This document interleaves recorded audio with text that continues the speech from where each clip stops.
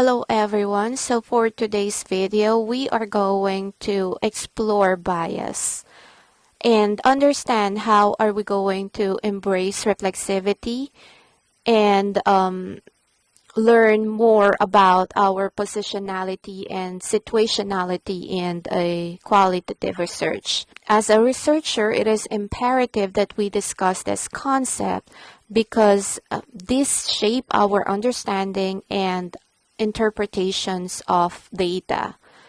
Bias and reflexivity are not hurdles to overcome, but rather lenses to understand. So as you listen today, I want you to reflect on these questions. How does your own positionality shape your research? What biases might you bring to the table? And how can reflexivity help you address them? Before we start, I want you to consider these words by Susan Krieger. The pot carries its maker's thoughts, feelings, and spirit. To overlook this fact is to miss a crucial truth, whether in clay, story, or science. So this quotation is a metaphor for our work. Our research carries our imprint. It is infused with our own perspective, biases, and beliefs. So recognizing this is, of course, not a weakness, but a step towards a more authentic and conscious research endeavor. So I'd like to address some common misconceptions surrounding reflexivity and bias. So this misconception can hinder the depth and rigor of our studies if not rectified. So first, the key in dealing with bias is not always outright elimination but awareness. Qualitative researchers aim to be reflexive about their biases, seeking to understand and articulate them to the readers rather than trying to eliminate them altogether. So this openness about bias enhances the transparency and integrity of the research process.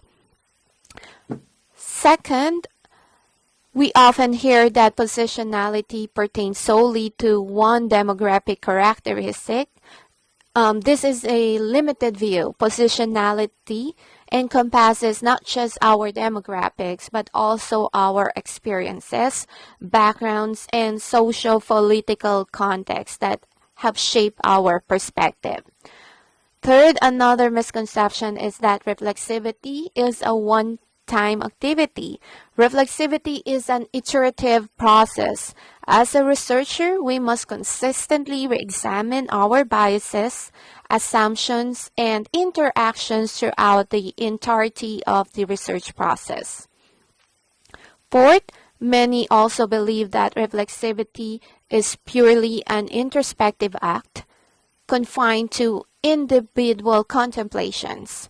So while introspection is a component, reflexivity extends beyond that.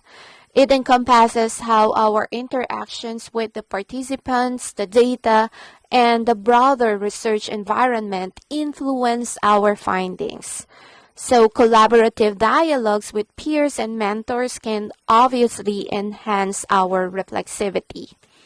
Lastly, there's a belief that merely recognizing and declaring one's positionality equates to reflexivity. Again, however, acknowledgement is just the starting point. True reflexivity involves actively engaging with and understanding the potential impacts of our positionality and situationality on our research. However, in a qualitative research, the goal shifts to seeking meaning and understanding the nuances of human experience. Here, the researcher bias refers to the inclination to select, interpret, or communicate data in ways that may align with personal beliefs, theoretical perspective, or objective. Biases can infiltrate any phase of the qualitative research process, from the research design to participant selections, from data collections to analysis. And through the reporting phase.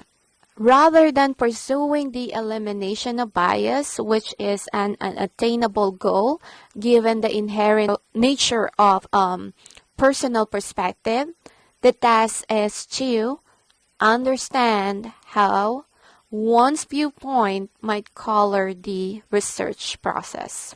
So, what do we mean by positionality?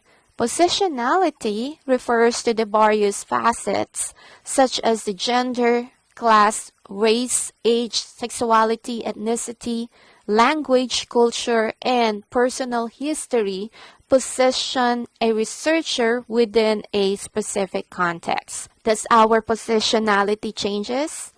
The answer is yes. Positionality is not a static concept, but a dynamic one that evolves with our experiences and as our research progresses.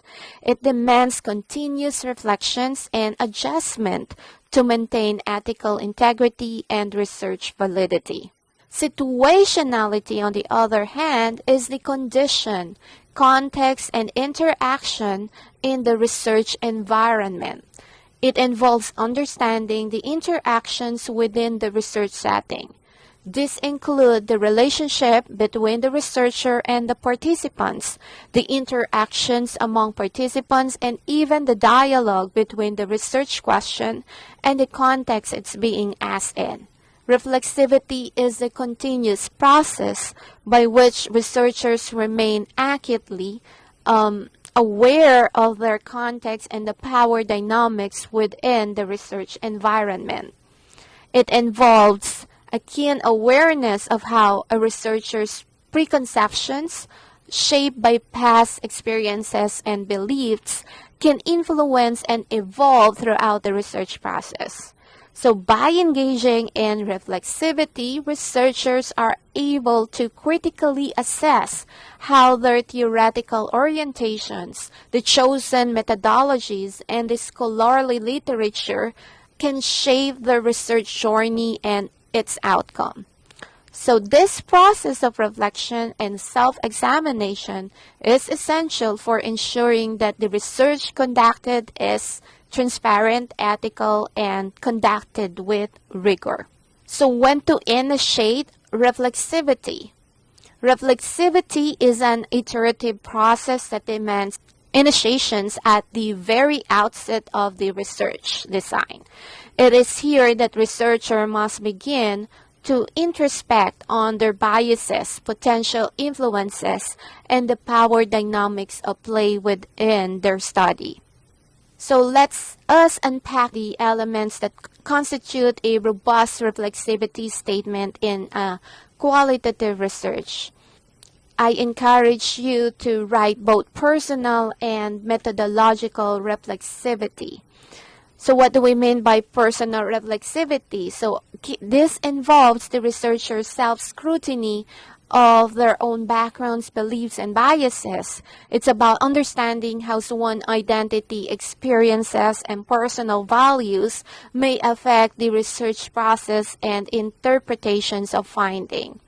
So Berger 2015 suggests that acknowledging one's positionality can mitigate the risk of unconscious biases affecting the research. It implies that researchers should engage in ongoing self-examination regarding their position relative to their subject of study. So this involves being mindful of how their personal background, perspective, biases could influence the research process. Again, from data collections to analysis and reporting. What about methodological reflexivity? Here we consider how choices in methodology are influenced by the researcher's perspective and how the methodology in turn influence the research outcome.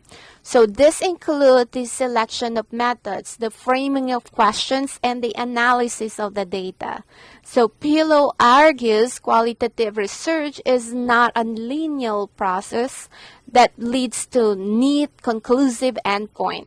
Instead, it often involves navigating through messy reality that can be comfortable and do not always lead to clear-cut successful outcome. So the reality is that the process of engaged qualitative research often leaves researcher in the midst of unresolved issues and complex social dynamics.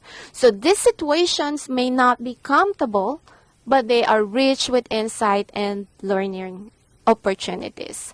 So by participating in these exercises, we not only become more aware of our research lens, but also enrich our understanding through collaborative insights. So this not only strengthens the credibility of our research, but also contributes to a more nuanced and comprehensive analysis.